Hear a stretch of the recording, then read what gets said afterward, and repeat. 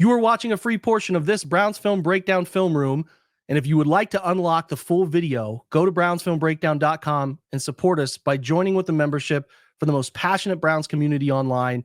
Unlock all of our podcasts, all of our film rooms, access to our community, and much, much more. Thanks for being here and watching today's video. Subscribe, like the channel for plenty of in-depth content paired with your membership at brownsfilmbreakdown.com, which will make you the most in-depth and knowledgeable Browns fan on the internet. Welcome into Browns Film Breakdown, where today we have Dylan Sampson up for our rookie scouting portfolio film rooms, and there's a lot to like. And, for a running back selected in the 4th round, 126, I think you have some tools here that can really be worked with. I think the Browns are excited to get him paired with Quinshon Judkins, who obviously we have broken down at this point, to form an interesting backfield duo. I have covered in podcast form kind of some rookie expectations for pairs like this being together on the field in a same season scenario. So listen, good player. Some things I think you'll notice on tape and how he pairs with Judkins are different, but you're talking about the SEC Offensive Player of the Year, a Baton Rouge product who landed at Tennessee and every year got better and is an exciting young player to pair with Judkins that I think the Browns feel complement each other very well. Some stuff you're seeing at rookie minicamp backs that up. Excited to see him get with veterans. So let's look at his tape at Tennessee right now. As we watch some of his run stuff, I want to be clear that Tennessee is a very gap-dependent team. A lot of pulling players. Sometimes it'll be a tight end. Sometimes it'll be just a guard, just a second. But they like to move and run counter, power, gap concept schemes. About 3-to-1. So you're getting a lot of block downs. You're getting a lot of pulling. So you need patience and the ability to make one cut and get downhill. And I think that is something that he does really well. You do see some of the sort of narrow frame shiftiness, contact balance that comes from another Tennessee product there in Alvin Kamara. So I understand where people arrive at that sort of conclusion you want to have. Now, Kamara, I think, is a more gifted vision-based runner, and I think he obviously has a little more ability to elude tackles and do some special stuff in space.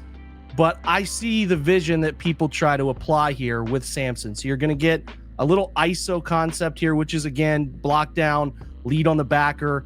And you can see how he's able to set up runs, feel out the moving pieces happening in front of him, find the correct lane, and make a cut and explode. That's a good jump cut example.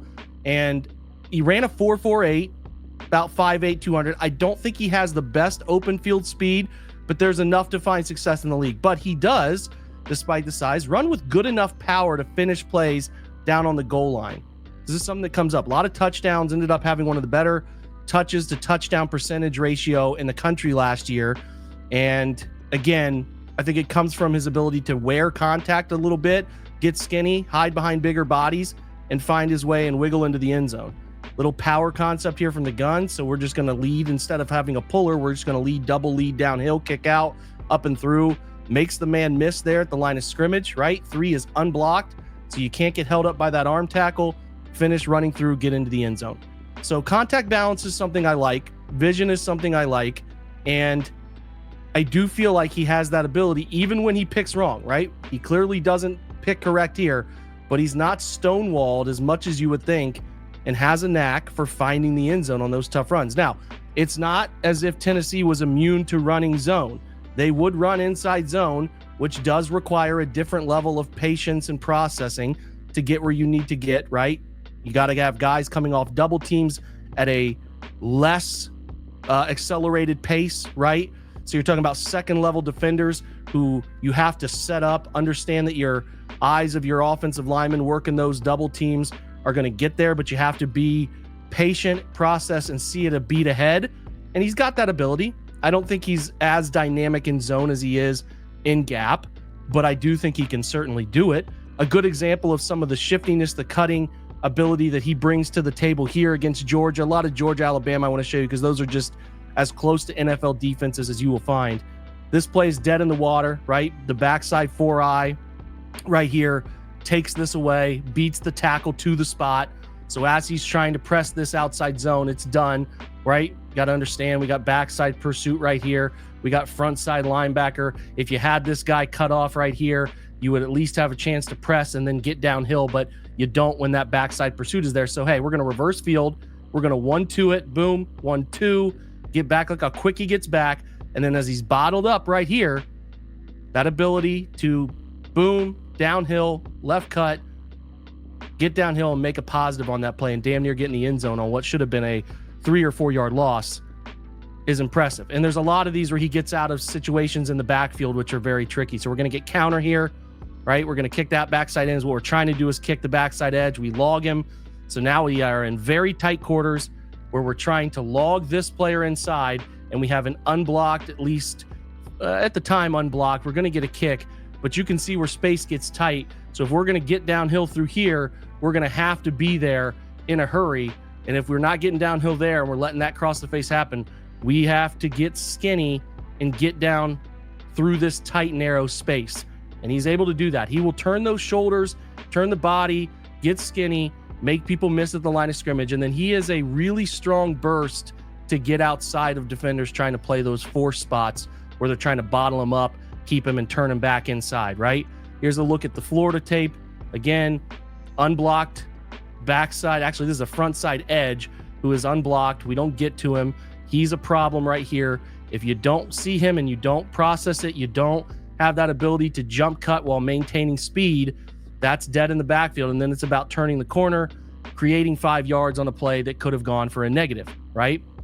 In the pass game, an effective screen catcher. We'll talk a little more about pass, but just an example of like, he's comfortable taking hits, bouncing off, getting to where he needs to go and creating yards after contact. You don't rush for 1,500 SEC yards without being able to take on and wear contact. And again, burst to the outside. This is against NC State, right? So you're going to see the backside backside tackle counter, kick out, tight end up and through, but we don't get to the safety who's creeping down in the box. So it's you, man. You got to make him miss. You got to create it.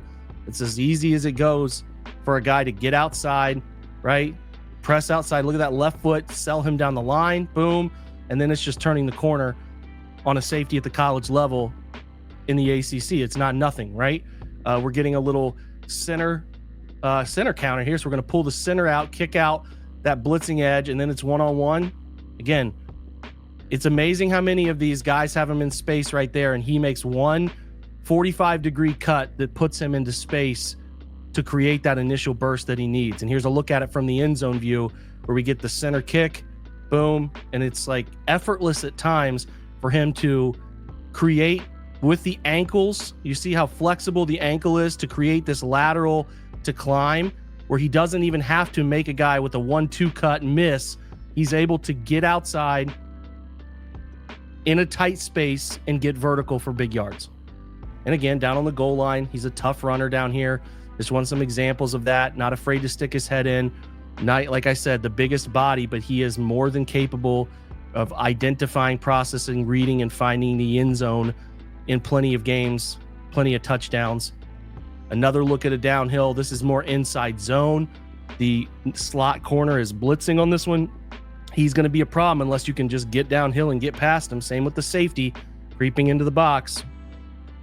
Just runs past people. It's a pretty frequent thing on tape for him to be able to surprise. He gets on people quickly and surprises them with speed. Now, this linebacker untouched, right? Just running split zone. So the backside tight end is kicking out.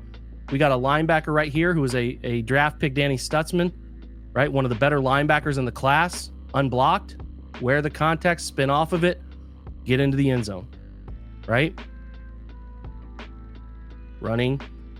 Interesting look here. This is technically counter. We're gapping down, kicking out, up and through, 28. Again, Stutzman is an NFL linebacker now. Wear that, get off of him, spin off another, get underneath a player. Like, look, you can just see he plays with some surprising power for the size. Certainly not Quinshon Judkins power, but enough power for the size. Split zone again, unblocked. Will linebacker, unblocked. See how he just subtly shifts those hips right here? Makes him miss. back to full speed, down to the 1 yard line. Really good downhill runner for the size, and he can get skinny and be really deceptive at the point of attack. Again, pulling the backside guard, log in and counter, getting a tight end up and through. So you got to be patient, shuffle the feet here, let 19 get the kick, explode through. And look how skinny you got to get right here. You got to be tight in the hips and shoulders. Now he's loose, but he can get kind of narrow in between there to pick up those hard yards. Stuff you like to see. Mississippi State again. Gap down. Tight end looking to split. We have the backside 4-eye comes through right there. Gets skinny to the next level. Pick up 15 yards. I do think he's going to find success between the tackles in the NFL. Counter block kick out. Tight end up and through.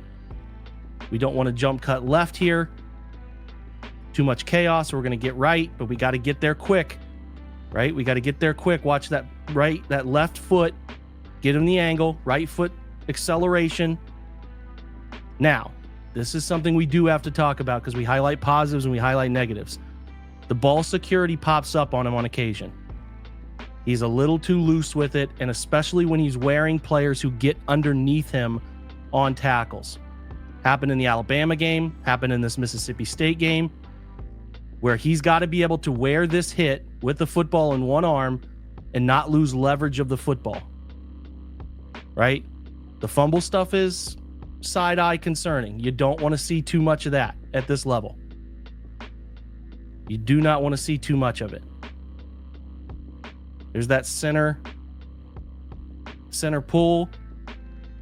Right? We're pinning inside, center pull on the outside back or on the will backer. Boom. Again, that left foot to right foot acceleration where he can bounce at a 45 and then still maintain speed is very appealing. All right. Downhill with that tight end lead. Right here, you got to get really skinny to get through this hole. Lift the feet so you're not tripping over either of your blockers. Run through a tackle. Pick up 3 extra yards. Just has a feel for how to get through those tight spaces. Again, we're pressing on this one. Center guard pull. Browns like to run this pin pull stuff all the time. This is Kevin Stefanski's staples through the years. Right? 27, unblocked. Can't let him bring us down. Look at that left foot jump cut. It's not even a jump cut, really. It's just a left foot cut, boom. See how he kind of can still run with the shoulders parallel? Perpendicular here. I think I'm doing angles right. I could be screwing that up. But he's able to run with tilted shoulders really well, which is an underrated piece of his profile that I don't think is talked about. He doesn't have to have perfect body posture to maintain his acceleration. Something to like, right? Something to like. And again, where's some contact? We're pulling the backside tackle. Can he take a hit? Good job setting this up. Boom, we're up and through. Accelerate. Where that hit, spin off of it. Where another one, spin off of it.